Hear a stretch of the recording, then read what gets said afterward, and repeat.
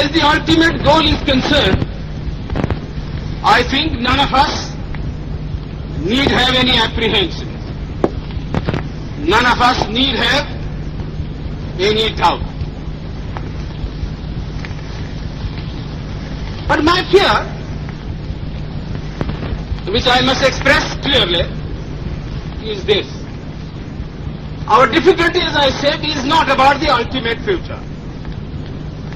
Our difficulty is how to make the heterogeneous mass that we have today take a decision in common and march in a cooperative way on that road which is bound to lead us to unity. Our difficulty is not with regard to the ultimate. Our difficulty is with regard to the beginning.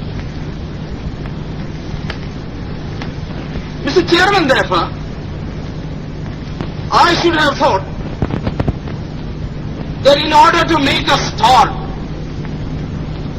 in order to induce every party, every section in this country, it would be an act of greatest statesmanship for the majority party even to make a concession to the prejudices of people who are not prepared to march together. And it is for that I propose to make this appeal. Let us leave aside slogans. Let us leave aside words which frighten people. Let us even make concession to the prejudices of our opponents. Bring them in so that they may willingly join with us on marching upon that road, which, as I said, if we walk long enough, must necessarily lead us to unity. And if I therefore, from this place, support Dr. Jaikar's amendment, it is because I want all of us to realize that whether we are right or wrong, whether the position that we take is consonance with our legal rights, whether that accords with the statement of May 16th or December 16th, leave all that aside. This is too big a question to be reduced to the position of mere legality. It is not a legal question. I say leave aside all these considerations and make some attempt whereby those who are not prepared to come will come. Let us make it possible for them to come. That is my opinion. In the course of the debate that took place, there were two questions which were raised, and which struck me so well that I took the trouble of taking them down on a note paper. The one question was, it was asked, I think, by my friend, the Prime Minister of Bihar, who spoke yesterday in this assembly. He said, how can this resolution prevent the League from coming into the Constituent Assembly?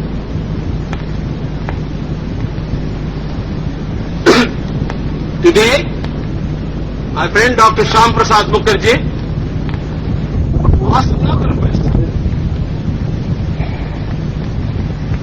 Is this resolution inconsistent with the Cabinet Mission's proposal?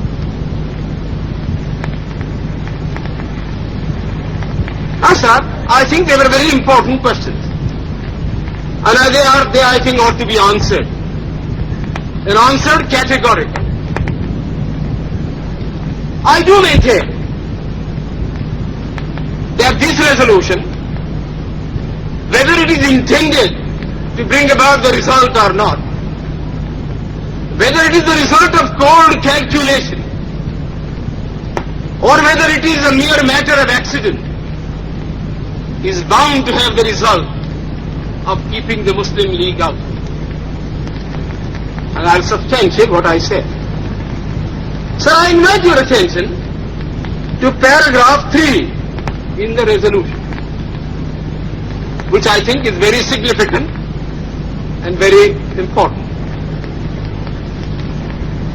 Paragraph 3 envisages the future constitution of India. I do not know what is the intention of the mover of the resolution, but I take it that it is a sort of, after this resolution is passed, it will act as a sort of a directive to the Constituent Assembly to frame the Constitution in terms of paragraph 3 of the resolution. What does paragraph 3 speak of? Paragraph 3 says that in this country there shall be two different sets of polity. One at the bottom, the autonomous provinces or the states, or such other areas as care to join the United India. These autonomous units will have full powers. They will have also residuary powers. At the top and over the provincial units, there will be a union government having certain subjects for legislation, for execution and for administration. So as I read this part of the resolution, I do not find any reference to the idea of grouping an intermediary structure between the union on the one hand and the provinces on the other. Now, reading this paragraph in the light of the cabinet mission's statement, or reading it even in the light of the resolution passed, having said that we do not want a strong center, and having accepted that there must be or should be an intermediate polity, a sub-federation between the union government and the provinces, I like to know why there is no reference in paragraph 3 to the idea of grouping. I quite understand that the Congress Party, the Muslim League and His Majesty's government is not ad idem on the interpretation of that particular idea about grouping.